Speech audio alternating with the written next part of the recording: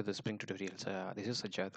Okay, I'm going to teach the Spring framework. There will be some modules in the Spring framework. We are going to discuss all these modules in this tutorials. Please share and subscribe the videos and hit the bell icon to get the latest updates on the videos. Okay, fine, thank you.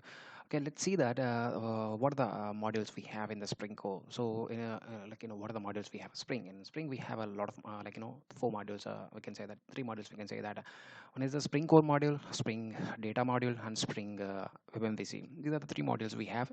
In Spring Core module, we are going to discuss about the Spring Container lifecycle. Okay, Spring Container, a container. What is a container? So how it will handle the life cycle of a particular bean? So what are the stages? We can say that we can discuss all this in the upcoming tutorials. Okay, in the Spring data models, how we need to integrate with the database to store some values. Into the DB. Okay, in WebMVC, we are going to create one simple web application to store, to register with the particular website and to store the values into the database. That's fine. Okay, okay. So here we are going to learn, we are going to learn the Spring Core. Why the Spring Core I'm teaching the first is because in Spring Core we are going to learn the basics of the Spring. Okay, so how to create a bean. So what is a bean?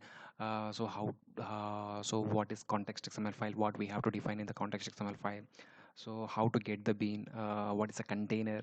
Okay, so first of all we'll see all these things. Okay, so first of all we will see the container. So container, so what is a container? Okay, like if you take a normal simple English definition, what is a container? A container is a uh, is a is a storage place, okay, which can store some values. Okay, that's a container. Okay, so if we come to the Java definition, a container is a software application that can handle the resource. So that is called a container. So in order to handle, like here in Spring you can say that to handle a bean we need one container. We need a one container. So the container will decide the life cycle of a bean. So when we create a bean, from the creation to destroy, the life cycle will be handled by the container. Okay, so there are two types of container, so as I said, container is a software application that can take care of the whole life cycle of a given resource. It can be a bean or it can be anything. Okay, so fine. Like there are two types of containers. If you see the types of container, there are two types of container. One is bean factory container, and the other one is application context container. Application context container. These are the two containers we have. So a bean factory container is the parent to the application context container. So the bean factory container is available from Spring 2.0 to now, till now. You can use this container. You can use this bean factory container. Okay. So now application context container, it will be available from 3.4 to until now. Okay, so when we will use application context container, when we will use bean factory container, so it will be very easy answer to this one. Okay, application context container is a derived interface, and it is a bean factory is a parent. Okay, so of course, if you know that, if you know the inheritance concept, we'll always create an object of a derived class itself. Okay, so a derived class which is having the bean class information and the application context information.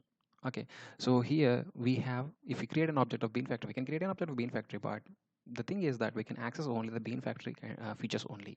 So if we create an object of application context, we can access both bean factory and as well as the application context as well. Okay, that's great. Okay, so now okay, so, okay, fine. So, application context container, as it is an interface, of course. Application context container is an interface. It's a interface. We cannot create an object of interface, right? Oh, sorry. It's an interface. So, as it is an interface, we cannot create an object of a interface. Okay.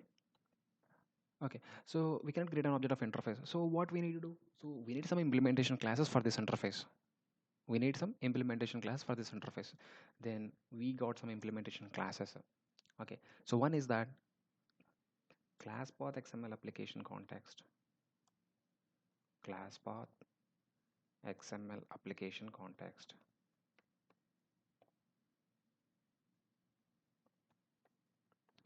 and the other one is we have a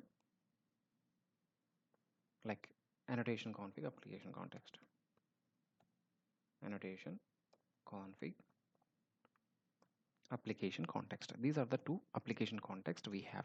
Implementation classes, we have to create an object of a application context. That's fine. Okay, so when we will use this class path application context, when we have to use this annotation config application context. So this class path XML application context, if you are using the XMLs, like if you are working with the XMLs, then you will go with this class path XML application context. If you're working with annotations like no Java based annotations, so then you have to go with this annotation config application context. If you're going with a Java based annotations, then you have to go with the annotation config application context. So we'll see all this we'll see both class XML and Java based annotations as well, because I have thoroughly have 3 years of experience in Java based annotations itself. I have a little much of experience in class XMLs, little about 6 or 7 months. Just I'm working in the project of XMLs itself.